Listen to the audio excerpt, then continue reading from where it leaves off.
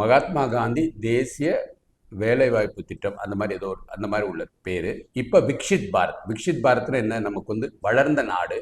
2047 நம்ம வந்து ஒரு வளர்ந்த நாடாக இருக்கணுங்கிறதுக்காக இது அடுத்த ஸ்டெப். ஸோ ஃபஸ்ட்டு பேர் மாற்றம். ரெண்டாவது காந்தி பேரை எடுத்திருக்கிறாங்க. காந்தி பேர் வந்து அந்த காலத்தில் வந்து ஏழைகளுக்காக உருவாக்குனது. இப்போ அடுத்து வந்து நம்ம அடுத்த கட்டத்துக்கு வந்துட்டோம். இப்போ ஏழைகளை இருக்கக்கூடாது, ஏழைகளோட அந்தஸ்தை உயர்த்தி அவங்கள சமுதாயத்திலே வந்து உயர்த்தணுங்கிறது தான் இந்த திட்டத்தோட இது. 100 நாள்லேருந்து 125 நாளாக மாற்றிருக்கிறாங்க. அடுத்து 2005 கொண்டு வந்தது. எந்த எதிர்கட்சியும் அதுக்கு வந்து எதிர்ப்பு தெரிவிக்கல. 2025 இப்போ வந்திருக்கு. ஆனால் எல்லா எதிர்கட்சியும் எதிர்ப்பு தெரிவிக்கிறாங்க. ஒரே காரணம், அவங்களோட கீழே இருக்க நிர்வாகிகளுக்கு அங்கேருந்து அவங்களுக்கு பொருளாதாரம் போகுது. அடுத்து மத்திய அரசு 100% பணம் கொடுத்துட்டு இருந்தாங்க இப்போ வரைக்கும். இனி 2025க்கு அப்புறம் இந்த இது விக்ஷித் பாரத்துடைய 60% பணம் கொடுப்பாங்க, 40% ஸ்டேட் கவர்மெண்ட் போடணும். ஸோ 100% அவங்களுக்கு போகணும்.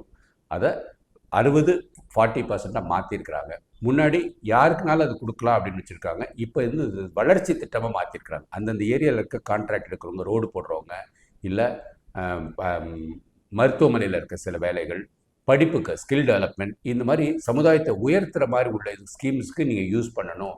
அவங்கள அதுக்காக பயிற்சி கொடுத்து அதை பண்ணிக்கோங்க அப்படிங்கிற மாதிரி சொல்லியிருக்கிறாங்க.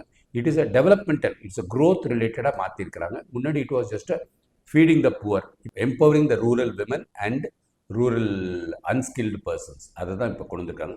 அடுத்து 60 நாள், அந்த when farmers are mainly requiring people, அந்த 60 நாள் வந்து இவங்க வந்து யூஸ் பண்ணக்கூடாதுங்கிறது புது திட்டம். முன்னாடி வந்து அதனால் வந்து 60 நாள் என்னமோ அந்த இடத்துல வந்து இவங்க எங்கே வேணாலும் போய் ஃப்ரீயாக உட்காந்துக்கலாம். அதனால் விவசாயிகளுக்கு பாதிப்படைஞ்சிட்டு இருந்துச்சு. ஸோ இதை ஒன்று கொடுத்துருக்குறாங்க. எதிர்கட்சியோட குற்றச்சாட்டு என்னவா இருக்குன்னா, இது வேலைவாய்ப்பு தேடுறவங்களுக்கு தான் போய் சேரும், வேலைவாய்ப்பு தேட தெரியாதவங்களுக்கு என்ன பண்ணுறது அப்படிங்கிறதான் வச்சுருக்காங்க. ஸோ இதனால வந்து 40% பணம் வந்து ஸ்டேட் கவர்மெண்ட் கொடுக்கணும். இப்போ அப்போ ஸ்டேட் கவர்மெண்ட்டோட இன்வால்மெண்ட் இருக்கும். அப்போ ஆட்டோமேட்டிக்காக அதுக்குள்ள கட்டமைப்பை அவங்க மாற்றி அவங்களுக்குள்ள தேவைகளை பூர்த்தி செய்வாங்கிறதா உள்நோக்கம். மக்களை மையமாக வச்சுருந்தது 100 நாள் வேலை திட்டம், மகாத்மா காந்தியோட அந்த திட்டம். இப்போ இது வந்து அரசை மையமாக வச்சுருக்கு. ஸோ அரசுக்கு ஒரு பொறுப்பை கொடுத்துருக்காங்க. இவங்க ஏழ்மையிலேருந்து இவங்களை தூக்கணும், ஏழ்மைங்கிறதே இருக்கக்கூடாது, இவங்க முன்னேறினதான் நாடு முன்னேறும் அப்படிங்கிற சிந்தனையில் கொண்டு வந்துருக்குறாங்க. எனிதிங் ஃபார் டெவலப்மெண்ட், நம்ம அது கடினமாக அதை ஏற்றுக்கிட்டு அதை எப்படி கொண்டு போய் சேர்க்கணும்னு பார்க்கணும். இதில் ஒரு கோட் ஆஃப் ப்ராக்டிஸ் கொண்டு வரணும். அதை கரெக்டாக வந்து செயல்படுத்தணும். அப்போ தான் வந்து ஏழ்மை இல்லாத தமிழகம், ஸ்டாலினோட கனவு எல்லாருக்கும் வீடு இருக்கணும், ஏழ்மை இல்லாத தமிழகம் வாய்ப்பேச்சில் இருக்குது. ஆனால் அவரால் செயல்படுத்த முடியாது திராவிட மாடலில். இது ஒரு சிஸ்டம் சேஞ்ச். இந்த சிஸ்டம் சேஞ்சை ஏற்றுக்கிறதுக்கு எல்லா ஸ்டேட் கவர்மெண்ட்டும் ஒத்து வந்துருவாங்க. ஸ்டாலின் மாத்திரம்தான் இது எதுக்கான வாய்ப்பேச்சாக அவர் சொல்கிறாரு. ஏன்னா அந்தந்த கிராமத்தில் இருக்கிற பிரச்சனை அவருக்கு தெரியாது. அந்தந்த கிராமத்தில் இருக்கிற தலைவர்கள், உதாரணத்துக்கு ஆத்தூரில் பெரியசாமி ஓட பிரச்சனைகள் வந்து இவர் வெளியே எடுத்து வெளில சொல்கிறாரு. ஆனால் உண்மையான பார்த்தீங்கன்னா பெரியசாமி கோடி கோடியாக காசு இருக்குது. எப்படியும் அந்த கொத்தடிமையை எழுத வந்து எப்படி இருந்தாலும் ஸ்டாலின் ஆட்சி வந்தால் அது பாட்டுக்கு நிலைநாட்டிட்டு தான் போயிடுவாங்க. இதுதான் இது ரெண்டுக்கும் உள்ள வித்தியாசம். இந்த பணம் வந்து மிஸ்யூஸ் ஆகிட்டு இருக்கு. இதை வந்து கொஞ்சம் ஸ்டாண்டர்டைஸ் ஆகிட்டு சிஸ்டமிக் சேஞ்ச் கொண்டுறாங்க. So that the collector will have direct control over it, or somebody will be responsible for taking care of the poor and economically backward people.